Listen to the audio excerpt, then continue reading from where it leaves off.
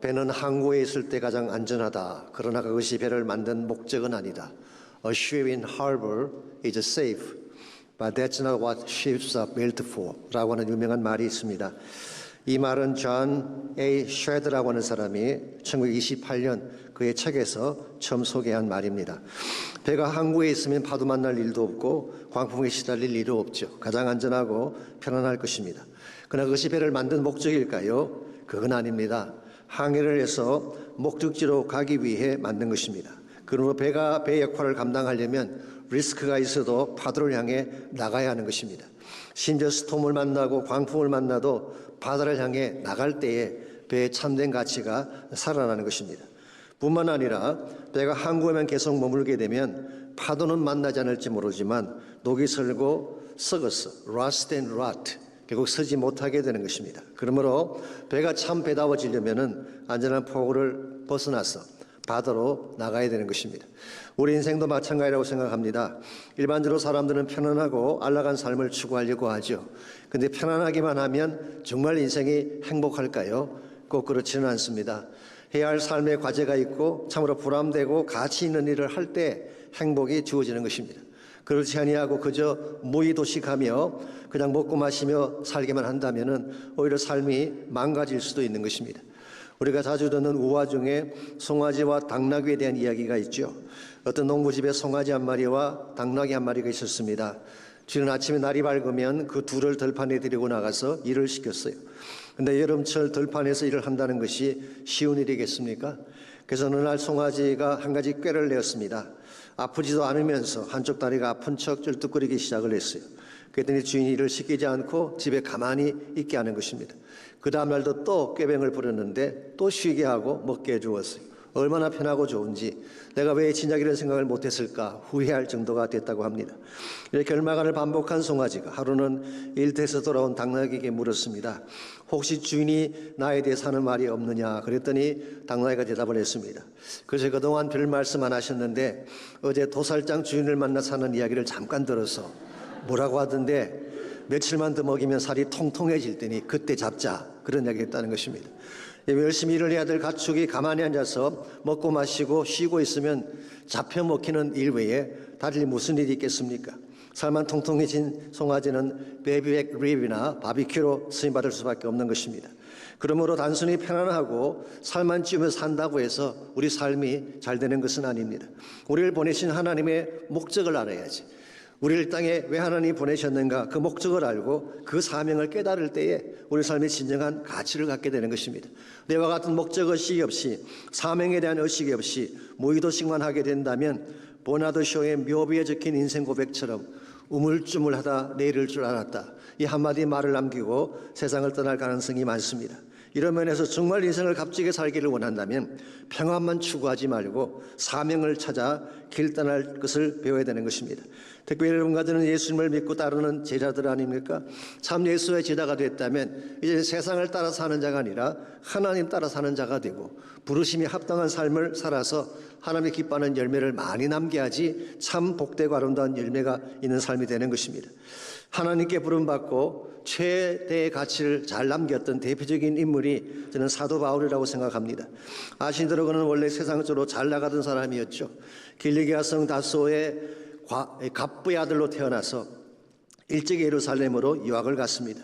그리고 당대 최고의 학자인 가말리엘 문화에서 율법을 공부했습니다. 그는 시민권자가 되었고 유대 권력 핵심부에 들어가서 젊은 나이에 출세 가도를 달리던 그런 인물이었습니다. 그랬던 바울이 옛날에는 사울이죠. 참보배신 예수님 만난 이후에 모든 것이 다 변화되게 됩니다. 지금까지 자랑했던 모든 것을 배설물같이 내려놓고 부르심의 사명을 향해 달려간 것입니다. 빌립보서 3장 14절에 보게 되면 그가 부르심 받은 내용을 이와 같이 요약하고 있습니다. 표대를 향하여 그리스도 예수 안에서 하나님이 위에서 부르신 부름의 상을 위하여 달려가노라. 여기서 바울은 위에서 부르신 부름의 상을 위해 달려간다는 표현을 썼습니다. 위에서 부르신 부름의 상이라고 하는 것은 upward calling 그렇게 번역한 영어 성경도 있지만 킹 제임스 버전은 이렇게 번역해 놓았어. The high calling of God in Christ Jesus. 그리스도 예수 안에서 하나님이 부르시는 더 높은 차원의 부르심, 이것을 우리는 higher calling이라고 부르는 것입니다. 더 높은 부르심이라는 이 표현 속에는 두 가지 요소가 반드시 들어있습니다. 첫 번째는 방향성이죠. 하늘을 향해 달리는 삶을 말합니다. 세상을 향해 달리는 삶이 아니라, 자신의 만족을 위해 사는 삶이 아니라 하나님을 향해 사는 삶, 이 방향성입니다. 두 번째는 바른 자질을 포함하고 있습니다. 퀄리티, 영원한 가치를 향해 사는 것입니다. 생명을 위해 살고 영원한 상급을 향해 달려가는 삶, 이것이 바로 더 높은 부르심을 향해 가는 삶인 것입니다. 이와 같이 하나님의 부르심과 목적과 뜻을 분명히 알고 하나님의 부르신 방향을 향해 달려가야지 우리 인생이 가치 있게 되는데, 뜻밖에도 많은 사람들이 이와 같은 방향성을 갖지 못한 채 사는 경우를 봅니다. 하나님의 부르심과 아무 상관없이 그저 주어졌기 때문에 살아가는 사람들, 이와 같이 뜻없이 사는 경우에는 아무리 오랜 기간을 살아도 남길 열매가 없는 것입니다. 그래서 피터 마샬이라고 하는 오래전에 우리 상원의 채플린을 얘기한 분입니다. 그분은 이런 말씀하셨어요. The measure of life, 인생을 크기를 재는 그 측정 기준은 The measure of life is not its duration, but its donation. 얼마나 길게 살았느냐, 듀레이션이 인생의 크기를 결정하는 것이 아니라 얼마나 많이 공헌했느냐, 얼마나 나의 삶을 들었느냐, 여기에 따라 결정된다는 것입니다. 이런 면에서 오래 사는 것도 물론 중요하게 하지만 더 중요한 것은 오래 살면서 무엇을 할 것인가, 무엇을 남기고 갈 것인가, 이게 더 중요한 것입니다. 오늘 여러분과 제가 단순히 이 땅에 사는 것만으로 충분하지 않습니다. 정말 하나님의 부르심을 바로 깨닫고 더 높은 차원의 부르심을 향해 달려가야지 한 번을 살아도 바르게 살 수 있고 남길 열매가 극대화되어지는 것입니다. 이런 면에서 우리가 어떻게 하면 편안함의 항구를 떠나서 하나님이 부르시는 더 높은 차원의 부르심을 향해 나아갈 수 있을지 오늘 같이 봉독한 본문을 중심으로 함께 이것을 나누려고 합니다. 오늘 같이 읽은 본문에 보시면은 하나님께서 엘리사를 부르시는 장면이 소개가 되어 있습니다. 19절을 보시면 엘리야가 거기서 떠나 사벳의 아들 엘리사를 만났다고 했습니다. 엘리야는 그동안에 아마도 지난주에 소개드린 것처럼 호렙산에서 하나님의 음성을 들었던 것 같습니다. 그리고 하나님의 음성을 듣고 엘리사를 만나러 간 것입니다. 엘리사는 사밧의 아들이라고 소개하고 있습니다. 사밧이 누구인지는 정확하지가 않습니다. 12중당꾼 중에 한 명의 이름이 사밧이긴 합니다만은 그의 후손인지 아닌지는 우리가 알 바가 없습니다. 엘리사의 고향은 16절 말씀에 보면은 아벨 모홀라라는 지역이라고 소개하고 있습니다.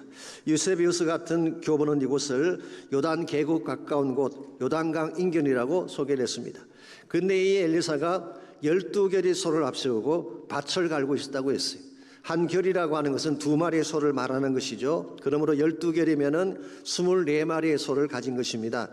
어떤 성경학자는 결이라고 하는 이 표현이 토지의 크기를 재는 단위라고 소개하기도 합니다. 즉 한 결의 소가 하루 종일 갈 만한 땅의 크기를 결이라고 불렀다고 합니다. 그러므로 2마리 소가 종일 갈 정도의 땅이라면 굉장히 큰 땅이겠죠. 요즘 시로 환산하면은 약 1.6 에이커 정도라고 합니다. 근데 이와 같은 것이 12결이니까 제법 큰 땅을 가지고 있죠. 24마리의 소를 거느리고 엄청난 땅을 가지고 농사하는 엘리사, 소위 말하는 부유한 농부다, 그렇게 표현할 수가 있습니다. 이와 같이 자기 고향에서 편안하고 안정된 삶을 사는 자가 엘리사였는데 굳이 엘리야를 따라 나설 이유가 있을까요? 우리 인간적인 관점에서 본다면 그럴 이유가 전혀 없습니다. 첫 번째로 당시 상황이 그렇게 좋지 않았습니다. 엘리야에 의해서 바알 숭배자들이 패배를 하고 많은 거짓 선지자들이 제거되었다고 하지만 아직 전쟁이 끝난 것은 아니었습니다. 여전히 아합이 살아있고 서서히 시푸른 이세벨이 어떤 피바람을 몰아올지 모르는 두려운 전국이 기다리고 있는 시대였어요. 두 번째로 엘리야는 떠돌이였습니다.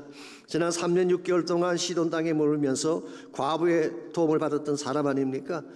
주변에 따르는 사람들이 없었어요. 거의 혼자 떠돌이같이 살아갔던 엘리야. 이와 같은 엘리야의 제자가 된다고 하는 것은 그렇게 마음이 내키는 것은 아닐 것입니다.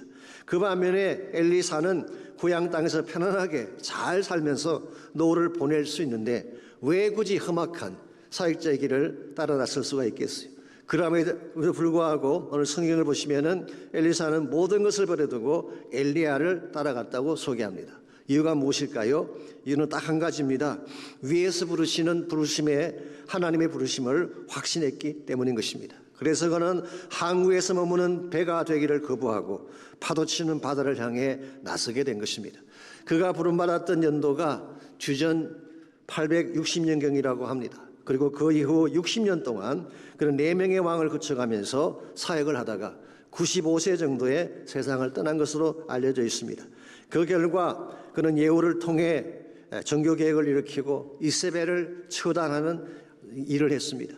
선지학교를 세우고 수많은 후배들을 양육했으며 이스라엘의 병거와 마병이 되어서 그가 살아있는 동안에는 이스라엘 외국인들이 침공하지를 못했어요.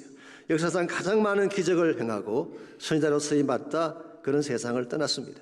만일 엘리사가 그냥 고향 땅에 살았더라면 maybe 조금 더 잘 먹고 농토 조금 들었는지는 모르지만 그저 그렇게 살다가 끝날 인생이었는데 하나님 부르심 않고 하나님의 부르심 앞에 순종해 나갔을 때에 이처럼 영광된 열매를 남긴 것입니다. 이와 같은 삶을 우리는 더 높은 부르심에 위한 삶이다 그렇게 부를 수가 있습니다. 여러분과 저 이런 삶을 살아야 됩니다. 그래야지 한 번을 살아도 바르게 살 수 있고 인생을 다 산 후에 후회하지 않는 놀라운 열매를 맺을 수 있게 되는 것입니다. 어떻게 하면 여러분과 제가 이 안일함의 항구를 떠나서 더 높은 부르심의 바다를 향해 담대하게 나아갈 수 있을지, 오늘 본문에 소개된 엘리사의 케이스를 통해서 더 높은 부르심을 향해 나아가는데 필요한 3가지 요소를 함께 정리하려고 합니다. 첫 번째로 더 높은 부르심의 목적을 향해 항해하려면 거룩한 초청이 필요합니다. 비전의 바다를 향해 나가려면 먼저 하나님의 초청을 받아야 된다 그런 뜻입니다. 19절을 다시 보시면요, 엘리사가 엘리야를 찾아간 것이 아니라 엘리야가 엘리사를 찾아간 것을 볼 수가 있습니다. 즉 하나님께서 엘리야를 보내셔서 엘리사를 부르게 하신 것이죠. 이와 같이 God's initiative, 하나님이 먼저 시작하시는 이것이 항상 하나님 부르심의 패턴이라고 할 수가 있습니다. 예를 들어서 갈대아 우리였던 아브라함을 누가 부르셨나요? 하나님께서 부르셨어요. 미디안 광야에서 양을 치던 모세를 누가 부르셨나요? 하나님께서 부르신 것입니다. 예수님께서 제자들을 부르신 것도 다 주님 자신이었죠. 베드로를 부르시고 요한을 부르시고 야곱을 부르시고 마태를 부르셨습니다. 심지어 나다나엘 같은 사람도 그가 주님 앞에 나왔을 때에 예수님께서 뭐라고 하셨어요? 너가 무화과 나무 아래 있을 때 내가 보았다. 즉 너가 나를 찾아오기 전에, 너가 나를 보기 전에 내가 먼저 너를 보았다 그런 뜻입니다. 이런 면에서 항상 하나님이 먼저 주도권을 가지고 우리를 부르시는데 여러분과 저를 부르시는 모습도 동일합니다. 하나님은 자신의 놀라운 일을 준비해 놓으시고 그 일에 동참하도록 여러분과 저를 인바이트 하시는 것입니다. 그때 우리가 yes sir 하고 따라 나서게 되면 주님과 함께 엄청난 사역을 이룰 수가 있게 되고 놀라운 비전의 바다를 향해 나아갈 수 있게 되는 것입니다. 그렇다면 어떻게 할 때 우리가 이 주님의 하나님의 초청을 알 수가 있을까요? 여러분 가운데 하나님을 경험하는 삶을 공부하신 분들은 잘 아실 것입니다. 우리가 하나님의 음성을 듣고 초청을 알게 되는 첫 번째 비결은 하나님과의 관계성입니다. 하나님과 사랑의 관계가 깊어야지 하나님의 심정을 알게 되고 그분이 말씀하시는 세미한 음성을 듣게 되는 것입니다. 하나님을 사랑하면 그분이 원하시는 것이 무엇인지를 알게 되고 그때 그분이 하시는 말씀을 잘 들을 수 있게 돼요. 두 번째 비결은 내 삶의 주변에서 하나님만이 하시는 일들이 일어나면 그것이 나를 초청하시는 하나님의 사인입니다. 예를 들어서 구원과 관련된 일이 일어난다든가 선교와 관련된 일이 일어난다든가 혹은 죄나 인생의 문제에 대해서 질문하는 자가 등장한다면 그것은 하나님이 나를 초청하시는 사인이 되는 것입니다. 이때 순종해서 그곳을 향해 가게 되면 하나님이 준비해 놓으신 엄청난 사역을 경험하고 놀라운 열매를 맺을 수 있게 되는 것입니다. 제가 언젠가 소개해드렸던 마이크 맥킨토시라는 목사님의 케이스, 그분의 선책이 기도와 사랑에 빠지라는 유명한 책이 있죠. 그 책 속에 이런 간증이 나옵니다. 원래 이분은 목회보다는 음악의 소질을 가지고 찬양 사역을 했던 분입니다. 그래서 갈보리 채플의 초창기에 마라나타라는 찬양팀이 있었는데요, 그 찬양팀을 이끌던 인물이었어요. 이 마라나타라는 찬양팀은 지저스 무브먼트라고 하는 60년대 70년대에 일어났던 굉장히 중요한 운동이죠. 이 척 스미스 목사님이나 그렉 로리 같은 분이 함께 동참했던 중요한 운동인데 그 운동의 핵심 중에 한 분이 마이크 맥킨토시였어요. 그런데 어느 날 자기 친구가 부탁을 했습니다. 샌디에고에 10명 정도 모이는 사람들이 있는데 바벨 스타들을 인도할 사람이 없으니까 당신이 좀 갈 수 없겠냐는 그런 부탁이었어요. 근데 이 10명이 다 문제아들입니다. 한때 가출을 했다 돌아왔든지 마약이나 알코올 중독되었던 그런 사람들, 이들을 위해 200마일, 왕복 200마일을 달려오라는 것입니다. 그러면 가스비가 얼마나 많이 드는데, 당시 자신이 받던 주급이 $120밖에 안 되는데 도무지 계산이 서지가 않는 것입니다. 그래서 노라고 했습니다. 그랬는데요, 마음에 성령께서 계속 주시는 부담이 있었어요. 여러분, 이것이 바로 하나님의 초청이에요. 내 마음속에 뭔가 나는 가고 싶지 않은데 하나님이 뭔가 자꾸 부담을 주시면은 이때 민감하게 잘 반응을 해야 되는 것입니다. 그래서 마킨토시가 오케이, 한 번만 갔다 오겠다. 그리고 내려갔어요. 그랬는데 막상 내려가서 그들의 아픔과 영적 갈증을 보고 나니까 한 번으로 그칠 수가 없었어. 또 내려갔어요. 또 내려갔어요. 그런데 갈수록 모이는 사람들이 늘어나는 것입니다. 장소를 옮겼습니다. 또 늘어나니까 오션 비치 워먼즈 클럽이라는 곳을 빌려서 예배를 드렸는데 장소가 모자라요. 나중에 극장을 빌려서 예배를 드리다가 결국은 린다 비스타라는 지역에 건축을 하게 되고, 그렇게 해서 세워진 교회가 지금도 샌디에고에서 가장 큰 교회 중에 하나입니다. 호라이즌 크리스천 펠로십이라는 교회가 된 것입니다. 여러분, 지금도 하나님은 일하고 계십니다. 우리가 상상하지 못할 엄청나고 위대한 일을 하고 계시는데 그 하나님의 사역에 우리를 인바이트 하시는 것입니다. 그러므로 여러분이 말씀을 읽는 중에, 기도하는 중에, 온 간정이나 상교적 도전 앞에 마음의 문을 열고 나를 초청하시는 주님의 음성을 듣고 예설 하게 되면 여러분은 위대한 사역에 참여하게 되는 것입니다. 여러분과 제가 이 비전의 바다를 향해, 비록 파도가 치지만 두렵긴 하지만 하나님께서 준비하신 엄청난 하나님 나라의 비전을 향해 나아가려면 1차적으로 하나님의 음성을 듣고 그분의 초청에 응해야 되는 것입니다. 두 번째는 믿음의 결단이 필요합니다. 하나님의 초청을 받았으면 이제 결단하고 따라 나서야 되지 않겠습니까? 20절 말씀 보겠습니다. 그가 소를 버리고 엘리야에게로 달려가서 이르되 청하건대 나를 내 부모와 입맞추게 하소서. 그리한 후에 내가 당신을 따르리이다. 엘리야가 그에게 이르되 돌아가라, 내가 내게 어떻게 행하였느냐 하니라. 여기 보시면은 엘리사가 이렇게 말하죠. 내 부모와 입맞추게 한 후에 그 다음에 내가 당신을 따르겠습니다. 얼핏 보게 되면 복음서에서 예수님께서 하신 말씀 것으로 상치가 되는 것처럼 느껴집니다. 누가복음 9장 61절 62절을 보면 예수님이 이렇게 말씀하셨어요. 또 다른 사람이 이르되 주여 내가 주를 따르겠나이다마는 나로 먼저 내 가족을 작별하게 허락하소서. 예수께서 이르시되 손에 쟁기를 잡고 뒤를 돌아보는 자는 하나님의 나라에 합당하지 아니하리라 하시니라. 가족에게 먼저 인사한 후에 당신을 따르겠습니다 라고 대답하는 그러한 자들에 대해서 예수님이 책망하셨죠. 쟁기를 들고 뒤를 돌아보는 자와 같고 이런 사람은 하나님 나라에 합당하지 않다고 말씀하셨는데 오늘 본문에 보니까 엘리사가 지금 그런 말을 하고 있는 것입니다. 부모님에게 입 맞추고 돌아와서 당신을 따르겠습니다. 그런데요, 비슷해 보이지만 이 두 가지 케이스는 다른 것입니다.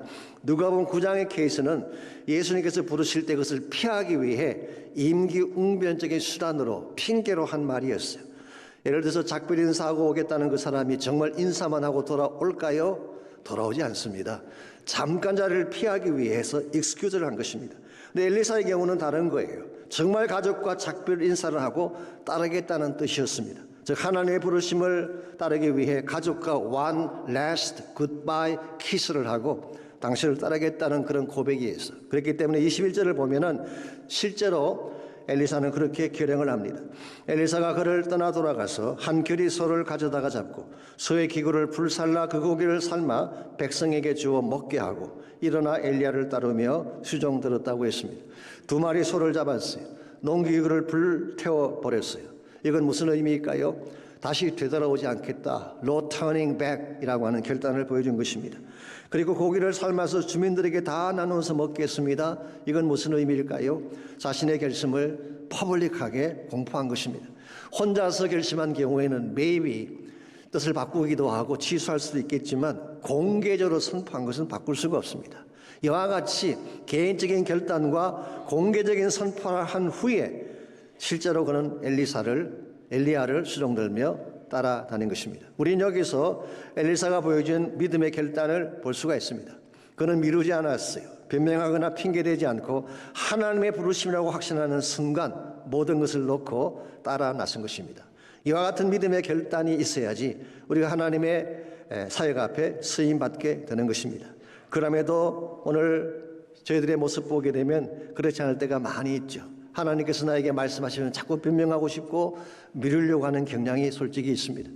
제가 이 목자 훈련할 때 자주 소개해드리는 이야기입니다마는 리고레 목사님이 언제인가 성경에 나타나고 있는 하나님 부르심에 대한 4가지 타입의 반응이 있다. 그걸 소개하신 적이 있어요. 첫 번째 반응이 who, me라고 하는 반응이 있어요. 나라고요? 아니겠죠. 라고 하는 반응. 이 반응은 누가 보인 것일까요? 모세가 보였던 반응입니다. 하나님께서 모세를 불렀을 때에 나라고요? 뜻밖의 자기를 부르는 것에 대해서 모세는 he excused, 변명을 늘어놓기 시작했어요. 최소한 성경에 4가지의 변명을 늘어놓게 되죠. who, me에 대한 반응. 두 번째 케이스가 why me? 왜 하필 납니까? 라고 하는 반응. 이게 하박국 선지자가 보였던 반응입니다. 그런 하나님이 그를 부르실 때에 하나님에게 대어들며 argu했어요. He argued. 세 번째 반응이 not me, 난 아닙니다. 이건 누가 보인 반응일까요? 요나가 보였던 반응이죠.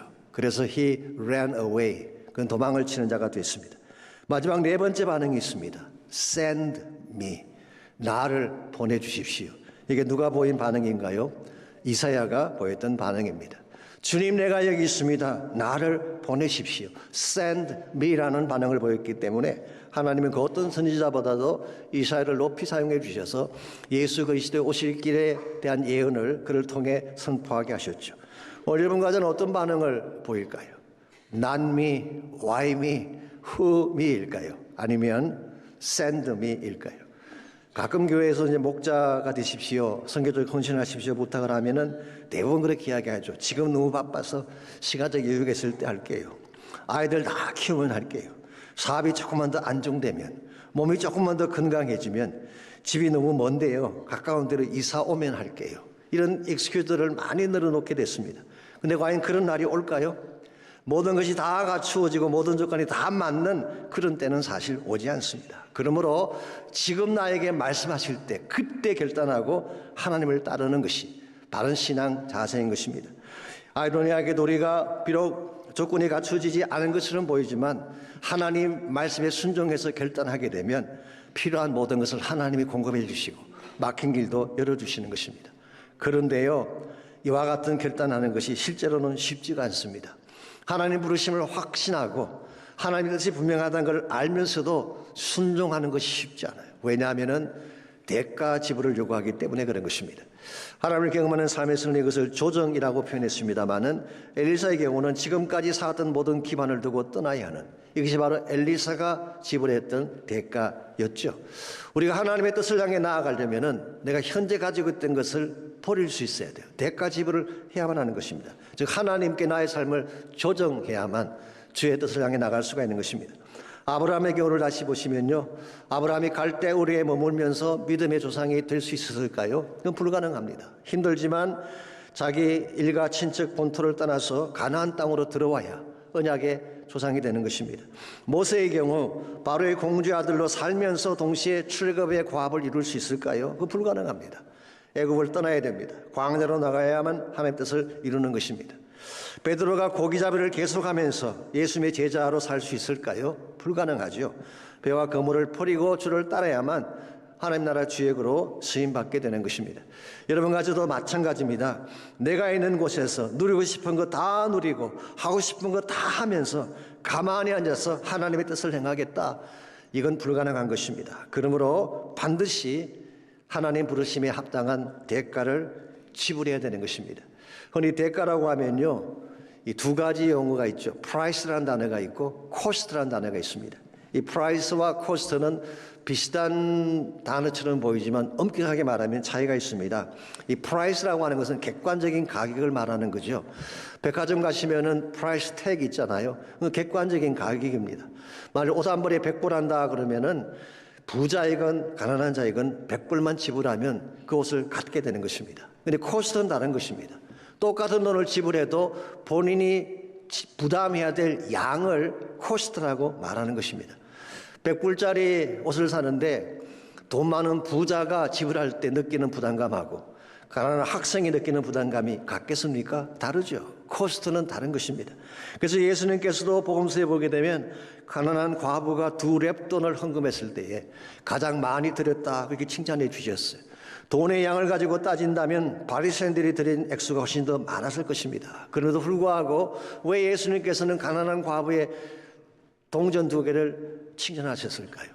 그것이 그녀의 전부였기 때문에. 그러므로 그런 많은 것 가운데서 일부를 드린 게 아니라 자신의 전부를 하나님께 드렸기 때문에, 즉 코스트를 하나님께 지불했기 때문에 그 모습을 칭찬한 것입니다.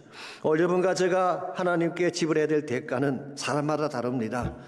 그러나 그것이 무엇이든지 하나님 부르심 앞에 합당하게 살려면 대가를 지불해야 되는 것입니다.